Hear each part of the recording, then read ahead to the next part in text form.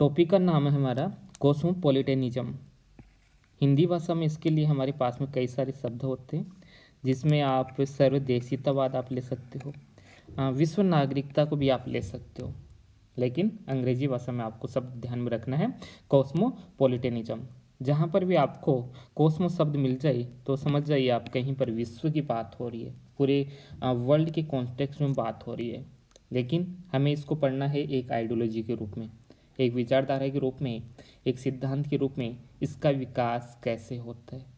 लेकिन इसको समझने से पहले आपको 2 पॉइंट और समझना होगा, और आप इसको समझ भी चुके होंगे। पहला पॉइंट है यहाँ पर सिटीजनशिप की अवधारणा, आपने अच्छे से पढ़ी होगी सिटीजनशिप की अवधारणा। और दूसरा है नेशनलिज्म का कंसेप्ट, नेशन स्टेट, नेशनलिज्म, ये टॉपिक आपने डिटेल से कवर किया होगा। यदि वो 2 टॉपिक आपके क्लियर हो चुके तो यहाँ पर हमें ज़्यादा प्रॉब्लम नहीं आएगी। ध्यान से सुनते जाइए, बैकग्राउंड में कुछ वॉइस आ सकता है जो कि आपके लिए उपयोगी नहीं है, आप केवल मेरी बातों पर ध्यान दीजिए।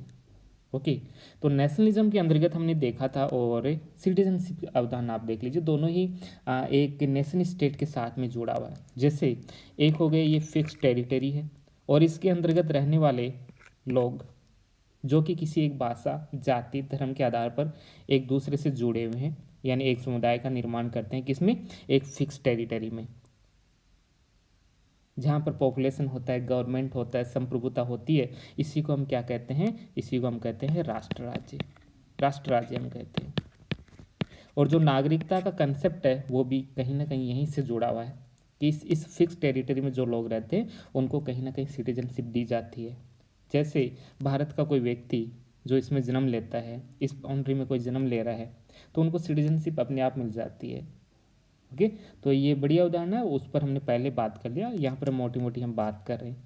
तो एक फिक्स बाउंड्री के रहने वाले, एक के अंतर्गत रहने वाले लोग जब भाषा, जाति, धर्म के आधार पर अपने आप को एक समझना शुरू कर देते हैं, एक जैसा फीलिंग आता है, तो हम वहाँ पर नेशनलिज्म का कंसेप्ट आता है। और जैसे ही नेशनलिज्म का डेवलपमेंट होता है वैसे वैसे नेशन स्टेट की अवधारणा हमारे सामने आती है। यहाँ पर आप देखोगे नेशन स्टेट का जो कंसेप्ट है वो यूरोप के साथ में जुड़ा हुआ है, और अमेरिका के साथ में आप जोड़ सकते हो। इस कंसेप्ट का प्रयोग उन्होंने किया था जब उनको कुछ फ़ायदा होना था। देखिए, जो भी आइडियोलॉजी आप पढ़ते हो, जो भी थ्योरी पढ़ते हो, वो यूरोपियंस और अमेरिकन्स बनाते हैं अपने फ़ायदे के लिए। और जब तक उनको नेशन स्टेट के कंसेप्ट से फ़ायदा हो रहा था, उनको अपने एक बाउंड्री के अंतर्गत शासन करना था। यूरोप के अंतर्गत अमेरिकन्स हो गए, अमेरिकन्स अलग हो गए, यहाँ पर आप देख सकते हो। यूरोप के अंतर्गत आप फ्रांसीसी देख सकते हो, आप जर्मन्स आप देख सकते हो, इटालियन आप देख सकते हो। उनको शासन करना था, लोगों को यूनाइट करना था, और यूनाइट करने के लिए उन्होंने नेशन स्टेट के कंसेप्ट को आगे बढ़ाते हैं, नेशनलिज्म की अवधारणा को आगे वो बढ़ाते हैं जब तक उनको फ़ायदा हो रहा था। लेकिन जब उनको इससे फ़ायदा नहीं होता है, क्योंकि कोई भी जो स्टेट है वो कितना डेवलपमेंट कर लेगा, कितना कर लेगा, एक फिक्स टेरिटरी में रहकर वो अपना कितना डेवलपमेंट कर लेगा, ज़्यादा नहीं कर सकता। तो आप देखोगे सेकेंड वर्ल्ड वार तक नेशन स्टेट का जो कंसेप्ट वो अच्छा खासा चल रहा था, नेशनलिज्म भी ठीक ठीक चला रहा था। लेकिन एक समय के बाद में जब सेकेंड वर्ल्ड वार की समाप्ति हो जाती है, तब इस नेशनलिज्म और नेशन स्टेट से इतना फ़ायदा नहीं हो रहा था। अमेरिकन्स और यूरोपियंस को अपना डेवलपमेंट करना था, पावर को बढ़ाना था। और यदि वो इसी नेशन स्टेट नेशनलिज्म करते रहते, यदि वो कहते कि हम ही सब कुछ है, हम ही सर्वश्रेष्ठ है, हमारे अलावा कोई कुछ भी नहीं है, तो वो अपनी पावर को नहीं बढ़ा सकते थे। उनको अपना इकोनॉमिक और पॉलिटिकल डेवलपमेंट करना था, अपनी विचारधारा को पूरे विश्व में फैलाना था, ज़्यादा से ज़्यादा उनको व्यापार करना था, बिजनेस फैलाना था, इकोनॉमिक डेवलपमेंट उनको करना था। इसके लिए वो इस प्रकार की अवधारणा लाते हैं, कॉस्मोपॉलिटनिज्म जैसी बातें करते हैं। इसमें कहा जाता है कि पूरे विश्व के अंतर्गत जो भी मानव है वो एक कम्युनिटी के अंतर्गत है, कोई भी व्यक्ति है वो पूरे विश्व समुदाय का एक नागरिक होता है। यदि वो ऐसी बातें कर रहे हैं तो वो कहीं ना कहीं अपने ही फायदे की वो बातें कर रहे हैं। जब वो बात कर रहे थे नेशन स्टेट की, तभी वो अपने फ़ायदे की बात करें, और जब उनको लगा कि अब नेशन स्टेट से ज़्यादा फ़ायदा नहीं होने वाला है, तो वो इस कंसेप्ट से थोड़ा सा बाहर आते हैं, नेशनलिज्म के कंसेप्ट से थोड़ा सा बाहर आते हैं, और कॉस्मोपॉलिटनिज्म की बात करते हैं। विश्व समुदाय, नैतिकता की वो बातें करते हैं, हम सब भाई भाई है, इस पृथ्वी पर जो कुछ भी रहते हैं, जो लोग भी रहते हैं, वो सभी एक है, सभी ईश्वर की संतान है, सब बराबर है। लेकिन बैकग्राउंड में वो क्या चाहते थे, यदि हम ऐसी बातें करेंगे तो हम ज़्यादा से ज़्यादा अपना इकोनॉमिक डेवलपमेंट कर सकते हैं, अपना इकोनॉमिक डेवलपमेंट हम कर सकते हैं, ऐसा वो चाहते थे। यदि केवल वो नेशनलिज्म की बेस पर रहते, केवल उसी आइडियोलॉजी को फॉलो करते, केवल नेशनल स्टेट को फॉलो करते, तब वो ज़्यादा बिजनेस नहीं कर पाते थे, उनका पॉलिटिकल और इकोनॉमिक डेवलपमेंट ज़्यादा नहीं हो पाता यदि वो एक फिक्स टेरिटरी में रहते थे। उनको निकलना था पूरे विश्व में, पूरे विश्व का जो व्यापार है उस पर कंट्रोल करना था, और उसके लिए उनको चाहिए एक नई अवधारणा। दूसरी तरफ आप देखोगे 1949 के बाद में चीन के अंतर्गत नेशनलिज्म का कंसेप्ट आप देखोगे, माओ जेडोंग वहाँ पर रूल कर रहे होते हैं और लगातार अपनी पावर को बढ़ा रहे हैं। तो उसको कैसे काउंटर बैलेंस किया जाए? चीन अपनी पावर को लगातार बढ़ा रहा था और नेशनलिज्म को सपोर्ट वो कर रहा था, नेशनल स्टेट की बात कर रहे थे, वो माओ जेडोंग कर रहे थे। तो ऐसे में उनको भी काउंटर बैलेंस करना था। और यहाँ पर नेशनलिज्म के एकदम थोड़ा सा विरोध में आपको ये कंसेप्ट देखने मिलता है कॉस्मोपॉलिटनिज्म, जहाँ पर नेशनलिज्म के अंतर्गत आप देखोगे एक फिक्स टेरिटरी की बात करते हैं, वो ही सर्वश्रेष्ठ है, इस टेरिटरी में रहने वाले लोग हैं वो सर्वश्रेष्ठ है, उनकी विचार, उनकी जाति, धर्म, कलर, ये सब सर्वश्रेष्ठ है। इससे जब वो बाहर निकलेंगे तब हमारे सामने क्या आता है? कॉस्मोपॉलिटनिज्म आता है। तो एक तरह से आप देख सकते हो राष्ट्रवाद और कॉस्मोपॉलिटनिज्म की जो अवधारणा है एक दूसरे के विपरीत आपको देखने को मिलता है, जहाँ पर नेशनलिज्म के अंतर्गत केवल एक फिक्स टेरिटरी की बात की जाती है, एक जो व्यक्ति है वो केवल एक राज्य का नागरिक होता है। किसका नागरिक होता है? एक राज्य का नागरिक होता है। ओके, उसका जो रिस्पॉन्सिबिलिटी है, जो मॉरलिटी है, नैतिकता है, उसका जो उत्तरदायित्व है वो केवल एक राज्य के लिए है, उसको विश्व के लिए कुछ लेना देना नहीं है। बाहरी राज्यों में क्या हो रहा है, क्या नहीं हो रहा है, इन सब का उसको कुछ भी लेना देना नहीं है। लेकिन जब कॉस्मोपॉलिटनिज्म की हम बात करते हैं, विश्व नागरिकता, सर्वदेशिकतावाद की हम बात करते हैं, तो वो केवल एक नेशन स्टेट की बात नहीं करते। इस पृथ्वी पर, ये है हमारी पृथ्वी, उसको क्या मान लेते हैं, इसमें जो भी लोग रहते हैं वो क्या है? वो क्या है? एक समुदाय है। वो क्या है? एक समुदाय है। एक पृथ्वी पर जो कुछ भी लोग रहते हैं वो एक कम्युनिटी के रूप में हैं, सभी एक दूसरे के साथ में जुड़े हुए हैं, सबकी जो रिस्पॉन्सिबिलिटी है वो होती है, केवल एक देश के प्रति नहीं, एक नेशन स्टेट के प्रति नहीं, पूरा जो वर्ल्ड है उसके प्रति एक व्यक्ति की रिस्पॉन्सिबिलिटी रहती है। जो नैतिकता है वो पूरे विश्व के प्रति होगी, ना कि एक राज्य के प्रति। हम वही काम करेंगे जिसका फ़ायदा विश्व समुदाय को हो। पूरी जो मानव जाति है, केवल एक जाति, कौन, केवल एक स्टेट की जाति नहीं, पूरी जो मानव जाति है उसको फ़ायदा हो। तो एक तरह से आदर्शवाद की यहाँ पर बात की जा रही है। आपने रविंद्रनाथ टैगोर का कंसेप्ट देखा था, जो कि नेशनलिज्म का समर्थन नहीं करते। वो कहते हैं कि नेशनलिज्म के अंतर्गत केवल एक राज्य के डेवलपमेंट की बात की जाती है। ओके, उसमें थोड़ा कट्टरपंथ आपको देखने को मिलता है। उसमें केवल एक जो भावना होती है वो उग्र भावना आ जाती है, वो वॉयलेंस का भी प्रयोग कर लेते हैं। वो कहते हैं कि हम ही सब कुछ, ऐसे थोड़ी होता है। दूसरी तरफ वो मानवता की बात करते हैं, आदर्श की बात करते हैं, और वो नेशनलिज्म का समर्थन नहीं करते। वो तो यहाँ तक कहते हैं कि जो नेशनलिज्म की अवधारणा वो ठीक नहीं है, बिल्कुल ठीक नहीं है। हमें इस पृथ्वी पर जो भी लोग रहते हैं सबके कल्याण की हमें बात करनी चाहिए। मानवता के कल्याण की बातें यहाँ पर रविंद्रनाथ टैगोर भी करते हैं। ओके, अब इस कंसेप्ट पर आ जाइए। बेसिक्स आप समझ चुके होंगे कि मैं क्या बात कर रहा हूँ और इस कंसेप्ट में आपको क्या पढ़ना है। जो मेन कंसेप्ट था वो आप समझ चुके होंगे और बैकग्राउंड आप समझ चुके होंगे कि ये क्यों आता है। ओके, कारण कौन सा था? एक तो चीन के अंतर्गत नेशनलिज्म का कंसेप्ट आगे बढ़ रहा था, बहुत जोरदार नेशनलिज्म चल रहा था, नेशन स्टेट, माओ जेडोंग ये सब कर रहे थे। दूसरी तरफ यूरोपियंस और अमेरिकन्स को पावर को बढ़ाना था और नेशनलिज्म के साथ में वो पावर नहीं बढ़ा सकते थे। अब उनको फ़ायदा नहीं हो रहा था नेशनलिज्म से, तो वो कॉस्मोपॉलिटनिज्म की बात करते कि हम सब एक है, हम सब एक है। जिससे क्या होता है, अमेरिकन्स, यूरोपियंस हर जगह जा सकते हैं और वहाँ पर अच्छे से व्यापार कर सकते हैं। मेन पर्पज़ यही था, और तो फिलोसॉफी है, इसको आप पढ़ सकते हो।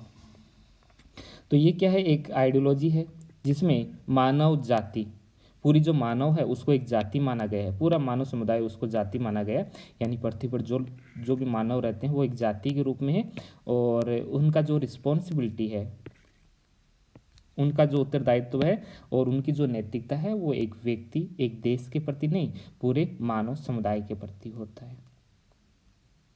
आप इतनी बात समझ गए होंगे। तो इसमें क्या बात की जा रही है? म्यूचुअल रिस्पेक्ट की बात की जा रही है। म्यूचुअल रिस्पेक्ट की यहाँ पर बात की जा रही है। सैड मॉरलिटी की बात की जा रही है। ओके, नैतिकता की यहाँ पर बात की जाती है इस कंसेप्ट के अंतर्गत। आगे देखिए इसमें different part of the world and who believes that principle of distributive justice should extend globally. जिस जस्टिस की आप बात करते हो वो उसका एक्सटेंड यहाँ पर किया जाता है कि कहाँ पर? ग्लोबल लेवल के ऊपर, ना कि एक स्टेट के अंतर्गत, नहीं, ग्लोबल लेवल पर जस्टिस का जो कंसेप्ट है उसको फैलाया जाता है। इस प्रकार की जो टर्मिनोलॉजी है वो कहाँ से देखने को मिलती है? चाइना के अंतर्गत एक शब्दावली है, एक टर्म है जिसका नाम है टाइनेजिया। ओके, टाइनेजिया ये शब्द है, प्रोनाउंसिएशन हो सकता है आगे आगे पीछे हो सकता है, आप देख लीजिए। टाइनजिया हो सकता है इसका प्रोनाउंसिएशन। तो टाइनजिया होता था कि एक ऑल अंडर हेवन, एक ईश्वर की धरती है, ईश्वर की धरती के अंदर ही सब लोग रहते हैं। इस प्रकार का एक शब्द चाइना में देखने को मिलता है। तो ध्यान में रखिए, ताइंजिया शब्द आप काम में ले सकते हो कॉस्मोपॉलिटनिज्म की जगह चाइनीज टर्म्स के रूप में। लेकिन एक इसका जो विस्तार है वो 1930s में अपने को देखने को मिलता है। एक मैगजीन आती है जो कि संघाई बेस्ड होती है, ओके, और इंग्लिश लैंग्वेज के अंतर्गत वो काम करती है, टाइन हसिया। तो वहाँ पर भी इस प्रकार के शब्दों का प्रयोग किया जाता है। ये आपको ध्यान में रखना है, ताइंजिया। इसको हम कॉस्मोपॉलिटनिज्म जो शब्द है उसके साथ इसका हम प्रयोग कर सकते हैं। कुछ राइटर्स है जो चाइना के साथ में जुड़े हैं, योतांग हो सकता है, युआन निंग हो सकता है, वो भी जो कॉस्मोपॉलिटनिज्म जो शब्द है उसके लिए एक शब्द काम में लेते हैं, सीजी जुई। ओके, एक विश्व की विचारधारा, इसके रूप में वो इस शब्द का प्रयोग करते हैं। तो ये भी आपको ध्यान में रखना है, सीजी जुई, इसका क्या अर्थ हो गया? Ideology of world. टाइंजिया भी आपको ध्यान में रखना है, हाँ, कॉस्मोपॉलिटनिज्म की जगह इसको हम यूज में ले सकते हैं। यदि हम इसके डेवलपमेंट की हम बात करें तो डेवलपमेंट के अंतर्गत आपको चलना होगा यूनान के अंतर्गत। और यूनान के अंतर्गत एक मूवमेंट चलता है, सिनिक मूवमेंट, सिनिक आंदोलन चलता है। और ये आंदोलन था कि हमें प्रकृति से जुड़ा हुआ होना चाहिए, हमें जो भौतिक संसाधन है इन सब से दूर होना चाहिए। यानी जो उपभोक्तावादी संस्कृति है, जो पदार्थ है, इन सब से हमें दूर होना चाहिए। विचारों की बात करते हैं, प्रकृति की बातें करते हैं, प्रकृति से व्यक्ति को जुड़ा होना चाहिए, नैतिकता की बातें इनके द्वारा की जाती इस मूवमेंट के अंतर्गत, सिनिक मूवमेंट के अंतर्गत। ओके, और इसी के अंतर्गत एक डायलॉग आता है, और उस डायलॉग के अंतर्गत फेमस जो करेक्टर होते हैं उसका नाम है डायग्नोसिस। और डायग्नोसिस आप देखोगे डायग्नोसिस, तो उनका एक स्टेटमेंट है। जब डायग्नोसिस से पूछा गया थी कि आप हो कौन, कौन हो आप, जब उनसे ये पूछा जाता है कि आप कौन हो, तो वो कहते हैं कि I am a citizen of world, मैं विश्व का नागरिक हूँ। ओके, ये कौन कहता है? सबसे पहली बार डायग्नोसिस कहते हैं, जो कि सिनिक मूवमेंट के साथ में जुड़े हुए हैं, एंशियंट ग्रीक के साथ में ये जुड़े हुए हैं। डायग्नोसिस आपको पता होना चाहिए, इन्होंने क्या कहा था? I am a citizen of the world, मैं किसी एक राज्य का नागरिक नहीं हूँ, मैं विश्व समुदाय का एक नागरिक हूँ, पूरा विश्व मेरा ही है। अलेक्जेंडर इनसे पूछते हैं, अलेक्जेंडर का नाम आपने सुना होगा, वो इनसे पूछते हैं कौन हो तुम जो मेरी आज्ञा का पालन नहीं कर रहे हो या मेरे सम्मान में आप खड़े नहीं हो रहे हो। ओके, तो उन्होंने कहा कि कौन हो तुम, तो इन्होंने उसी समय कहा था कि डायग्नोसिस ने कहा था कि मैं कौन हूँ, I am a citizen of the world, कहा कि मैं विश्व का एक नागरिक, इस विश्व का ही एक नागरिक हूँ, सिटीजन हूँ मैं, ना कि किसी एक स्टेट का। मैं आपके अधीन नहीं हूँ, मैं यूनान के अधीन नहीं हूँ, मैं तो एक विश्व का ही एक नागरिक हूँ। इस प्रकार की बातें इसमें की जाती है। इसके अलावा आप देखोगे इसमें एक कंसेप्ट और चलता है, आपने पढ़ा होगा स्टोइकिज्म। ओके, आपने अरिस्टो के बाद में कंसेप्ट पढ़ा होगा, शायद आपको पढ़ाया भी होगा मैंने, स्टोइकिज्म। ओके, तो इसमें क्या कहा गया स्टोइकिज्म में, इसमें कहा गया, स्कॉलर्स देख लीजिए, इसमें सिसरो और मार्क्यूस को हम लेते हैं, और वो भी यही कहते हैं, प्रकृति की बातें करते हैं, मानवता की बातें करते हैं, नैतिकता की बातें इनके द्वारा की जाती है, भौतिक दुनिया से, सुख सुविधाओं से, उपभोक्तावादी संस्कृति है, इन सब से हमें दूर होना चाहिए। ये कौन कहते हैं, स्टोइकिज्म का जो अवधारणा है वो ये कहते हैं। ये बड़ा एक दर्शन है, एक स्कूल है एक तरह से ये। ओके, इसी के अंतर्गत एक पॉइंट और आपको ध्यान में रखना है। ओके, इसी में कहा गया कि कम्युनिटी होता है, जो समुदाय होता है, दो प्रकार का समुदाय होता है। कितने समुदाय होते हैं, दो प्रकार के समुदाय होते हैं। यानी हमारी जो रिस्पॉन्सिबिलिटी है दो प्रकार के समुदाय के प्रति होती है। मुख्य रूप से दो समुदाय आपको देखने को मिलता है। एक कम्युनिटी जिसमें हमारा जन्म होता है, the local community of our birth, जैसे हमारा जो जन्म है वो कहाँ पर हुआ है, भारत में। तो एक समुदाय तो ये हो गया। ओके, और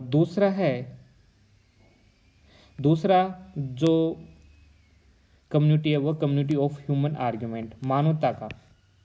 ओके, एक हमारी जो रिस्पॉन्सिबिलिटी, हमारी जो नैतिकता वो भारत के प्रति रहेगी, और दूसरा जो कम्युनिटी है वो क्या है, पूरा विश्व है। पूरा विश्व एक कम्युनिटी हो गया। तो हमारी जो रिस्पॉन्सिबिलिटी है, उत्तरदायित्व है, दायित्व है, नैतिकता है, वो विश्व के प्रति भी होगी और भारत के प्रति भी होगी।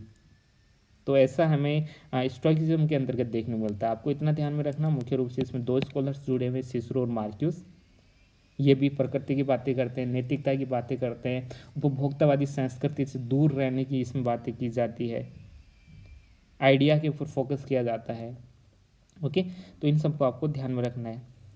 तो हमारा जो निष्ठा है वो राज्य के प्रति भी होनी चाहिए और संपूर्ण मानवता के प्रति भी हमारी निष्ठा होनी चाहिए। ये पॉइंट आपको ध्यान में रखना है। आगे देखिए, इसमें एक हेरोकोलिस सर्किल की इसमें बात की जाती है। ओके, ये सर्किल कैसा हो गया, देखिए ये सर्किल ऐसा हो सकता है, इसको ध्यान में रखना, हेरोकोलिस सर्किल को स्टोइकिज्म के साथ में ही जुड़ा हुआ है। ये एक ऐसा सर्किल हो सकता है, जैसे यहाँ पर हम आपको ये बता देता हूँ, जैसे ये हो गए हम सेल्फ हो गए, सेम।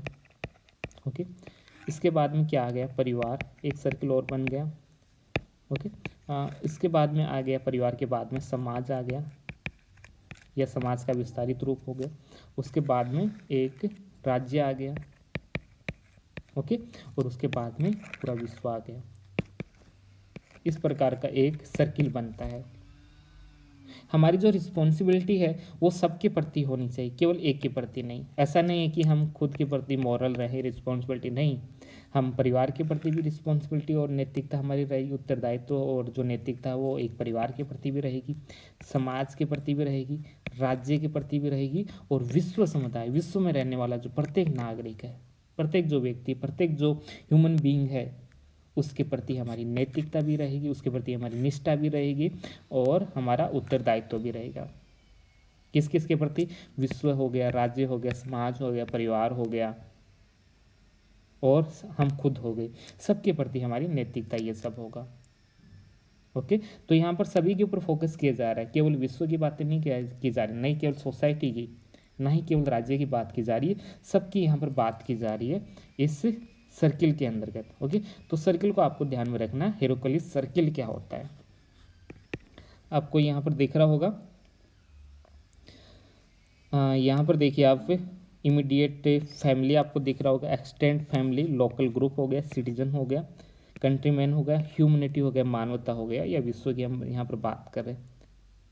ओके, स्टोइक्स एक शब्द काम में लेते हैं, ओइकिसिस, ये आपको ध्यान में रखना है। स्टोइक्सिज्म जो कॉस्मोपॉलिटनिज्म है, वहाँ पर इस शब्द का प्रयोग भी यहाँ पर किया जा रहा है। The task of world citizen become then to draw the circle somehow towards the centre, making all human being more like our fellow city dollars and so forth. Okay, इन सबको आपको ध्यान में रखें। इस प्रकार का एक सर्किल यहाँ पर बन रहा है, और सभी के प्रति हमारी रिस्पॉन्सिबिलिटी है। आप इस पॉइंट को समझ गए होंगे। तो इस प्रकार का रूट आपको देखने को मिलता है। ओके, इसका डेवलपमेंट कैसे हो रहा है इस कंसेप्ट का। तो ये केवल मॉडर्न कंसेप्ट नहीं, इसका प्रयोग तो पहले भी होता रहा है। ओके, आप यूनान काल में देख सकते हो, यूनान के बाद में आप स्टोइसिज्म आप देख सकते हो, रोमन साम्राज्य का विस्तार होता है, उसके बाद में आप देखोगे मध्यकाल का पीरियड आता है। मध्यकाल में इस कंसेप्ट के ऊपर काम नहीं हुआ है। आप देखोगे मध्यकाल के अंतर्गत तो चर्च और राज्य के बीच में सॉरी चर्च और राज्य के बीच में केवल वार की स्थिति बनी हुई थी कि कौन श्रेष्ठ है, राज्य श्रेष्ठ है या चर्च श्रेष्ठ है। दो तलवारों का सिद्धांत आप पढ़ते हो। ओके, तो वहाँ पर किसी भी फिलोसॉफी, किसी भी थ्योरी के ऊपर कोई भी डेवलपमेंट नहीं होता है। ओके, वहाँ पर कुछ भी नहीं होता है मिडाइवल पीरियड के अंतर्गत। ये आपको ध्यान में रखना है। हाँ, थोड़ा सा आप देखोगे ऑगस्टाइन, आप देखोगे संत ऑगस्टाइन का कंसेप्ट आप देखोगे तो वो पोप साम्राज्य की बातें करते हैं, ईश्वर की वो बातें करते हैं। ओके, वहाँ पर वो अलग तरह से बातें कर रहे हैं। उसके बाद में आप मार्सिलियो आप वहाँ पर पढ़ते हो, एक्विनास आप पढ़ते हो, तो वो सब अभी आपको नहीं देखना। हमारा जो कंसेप्ट है वो कॉस्मोपॉलिटनिज्म है, और यहाँ पर हम स्टोइसिज्म यहाँ पर हम देख रहे हैं। और यहाँ पर हमने देखा एक पॉइंट और कुछ बेसिक्स हमने देखा था। चाइना का अंतर्गत जो शब्दावली वो हमने यहाँ पर देखा। एंशियंट ग्रीक के अंतर्गत डायग्नोसिस का कंसेप्ट हमने देखा। बस इतना ही तो देखा अभी तक। आगे देखिए, इसके अंतर्गत आप देखोगे मॉडर्न कॉस्मोपॉलिटन थिंकर कौन कौन से हैं, ये आपको ध्यान में रखना बहुत महत्वपूर्ण है। तो एक कंसेप्ट हम पढ़ते हैं इम्मानुएल कांट का। इम्मानुएल कांट डिटेल से मैंने पढ़ाया है, यदि आपको क्लास आपने नहीं देखा है तो उसको आप देख लीजिए। डिटेल से मैंने फिलोसॉफिकल बेस उसको डिटेल से उसको कवर किया, तो वहाँ ये आप डिटेल से पढ़ना चाहो तो देख सकते हो। शॉर्ट में मैं इनका कंसेप्ट आपको समझा देता हूँ। तो इनका एक निबंध आता है 1795 में, जिसका नाम है परपेचुअल पीस थ्योरी, स्थायी शांति का सिद्धांत या अविच्छिन्न शांति का सिद्धांत आता है। परपेचुअल पीस थ्योरी आपको ध्यान में रखना है। इसके अंतर्गत वो एक कंसेप्ट देते हैं जिसका नाम है यूनिवर्सल लॉ। ओके, इनका मानना है कि हमें जो सार्वभौमिक कानून है उसको फॉलो हमें करना चाहिए। सार्वभौमिक जो कानून है उसका पालन हमें करना चाहिए। ये कौन कर रहे हैं? ये कर रहे हैं यहाँ पर इम्मानुएल कांट यहाँ पर कर रहे हैं। प्रत्येक व्यक्ति को सार्वभौमिक कानून का पालन करना चाहिए। प्रत्येक व्यक्ति को सार्वभौमिक कानून का पालन करना चाहिए। और सार्वभौमिक कानून वो नहीं है जो आप सोच रहे हो। सार्वभौमिक कानून है यहाँ पर सभी मनुष्य को एक जैसा व्यवहार करना चाहिए। सभी मनुष्य को एक जैसा व्यवहार करना चाहिए, यानी हम वैसा ही व्यवहार करें जैसा हम अपने प्रति चाहते हैं। हम चाहते हैं कि प्रत्येक व्यक्ति हमारा सम्मान करे, हमारे साथ इज्जत से बात करे। ओके, हमारी जो वैल्यू है उसको सपोर्ट करे, हम यही चाहते हैं। तो आपको भी ऐसा ही करना होगा। प्रत्येक मनुष्य को एक जैसा व्यवहार करना होगा। जैसा आप अपने प्रति चाहते हो वैसा ही आपको दूसरों के प्रति व्यवहार करना होगा। हम चाहते हैं कि हमसे अच्छे से बातें करें, कोई बदतमीजी हमारे साथ नहीं करे। ओके, तो आपको भी दूसरों के साथ में ऐसा ही व्यवहार करना चाहिए। यदि सभी मनुष्य ऐसा ही व्यवहार करते हैं तो उसको हम क्या कहते हैं? Universal law. ये एक सार्वभौमिक कानून है, ये आप कह सकते हो। ये एक ड्यूटी है, यूनिवर्सल ड्यूटी भी आप इसको बोल सकते हो। देखिए यहाँ पर मैंने लिखा भी होगा शायद, महानगरीय कानून आप बोल सकते हो उसको, महानगरीय अधिकार आप इसको बोल सकते हो, कॉस्मोपॉलिटन लॉ और राइट्स इसको बोल सकते हो। सार्वभौमिक कानून क्या होता है? सार्वभौमिक कानून प्रत्येक मनुष्य को एक जैसा व्यवहार करना चाहिए। और ये व्यवहार कैसा होना चाहिए? जैसा हम अपने प्रति चाहते हैं वैसा ही व्यवहार हमें दूसरों के प्रति करना चाहिए। और इस कानून का सभी को पालन करना चाहिए। इस प्रकार का जो कानून है, ये जो यूनिवर्सल लॉ है, सभी से हमें अच्छे से बातें करनी चाहिए। सभी के प्रति जो व्यवहार है हमारा वो पॉजिटिव होना चाहिए। ऐसे ही नहीं किसी को कुछ भी बोल दे, बदतमीजी से हम बात करें, नहीं क्या हम वॉयलेंस का प्रयोग करें, ये सब हमें नहीं करना चाहिए। क्यों नहीं करना चाहिए? क्योंकि ये सब हम पसंद नहीं करते हैं। हम नहीं चाहते कि हमारे साथ वॉयलेंस हो, हम नहीं चाहते ये सब, तो आप क्यों करोगे? ओके, तो सब मनुष्य को वैसा ही व्यवहार करना चाहिए जैसा वो अपने प्रति चाहते हैं कि दूसरा हमें अच्छे से देखे, अच्छे से बात करे, हमारे बारे में अच्छा ही सोचे, हमें गलत कुछ नहीं बोलें। ऐसा हम चाहते हैं तो आपको ही ऐसा ही व्यवहार दूसरों के प्रति करना चाहिए। इसी को हम बोलते हैं सार्वभौमिक कानून। ये बात कौन कह रहे हैं? इम्मानुएल कांट कहते हैं। और इस कानून का सभी को पालन करना चाहिए। उनका मानना है कि विश्व के अंतर्गत परपेचुअल पीस थ्योरी कब आएगी, जब सभी लोग इस प्रकार के कानून को फॉलो करेंगे। इससे विश्व में एक स्थायी शांति का निर्माण होगा, अविच्छिन्न शांति का निर्माण होगा। और वो कहते हैं कि विश्व के अंतर्गत रिपब्लिकन गवर्नमेंट होना चाहिए, यानी एक तरह से जनता का शासन होना चाहिए। और जहाँ पर जनता का शासन होता है उन देशों में युद्ध की जो संभावना है वो काफ़ी कम हो जाती है। जो लोकतांत्रिक देश है, रिपब्लिकन कंट्री जो भी है, वहाँ पर युद्ध की जो संभावना है वो कम हो जाती है। और वो तो यहाँ तक कहते हैं कि विश्व में एक फेडरल सिस्टम होना चाहिए। विश्व में कैसी व्यवस्था होनी चाहिए? संघ पर आधारित विश्व व्यवस्था होनी चाहिए, एक संघ होना चाहिए, एक फेडरल गवर्नमेंट होनी चाहिए, एक विश्व सरकार होनी चाहिए। ओके, तो यहाँ पर एक विश्व सरकार की बात भी यहाँ पर की जाती है। यहाँ पर कुछ है नहीं इसमें आगे। ओके, इतना कुछ इसमें दे नहीं रखा। देखिए, यूनिवर्सल हॉस्पिटैलिटी ये यही होता है। अभी मैंने जो आपको बताया था, सभी मनुष्यों को एक जैसा व्यवहार करना चाहिए। जैसा हम अपने प्रति करना चाहते हैं कि दूसरे हमारे साथ अच्छा व्यवहार करें, तो हमें भी दूसरों के प्रति वैसा ही व्यवहार करना चाहिए। इसके लिए वो इस प्रकार के शब्दों का काम लेते हैं, यूनिवर्सल हॉस्पिटैलिटी, है ना। हमें इज्जत से बातें करनी चाहिए। हम भी चाहते हैं कि हमें अच्छे से बात करें, तो आपको भी सभी से ऐसे ही बात करनी चाहिए। तो यदि पूरे विश्व में एक फेडरल सिस्टम हो जाएगा, सभी मिलजुल कर रहेंगे, रिपब्लिकन गवर्नमेंट होगा। यदि रिपब्लिकन गवर्नमेंट होता है तो वहाँ पर युद्ध की संभावनाएं कम हो जाती है। इसके साथ में वो एक फेडरल सिस्टम की यहाँ पर बातें कर रहे हैं, यूनिवर्सल लॉ की यहाँ पर बात इम्मानुएल कांट के द्वारा की जा रही है। तो ये सब आपको ध्यान में रखना है।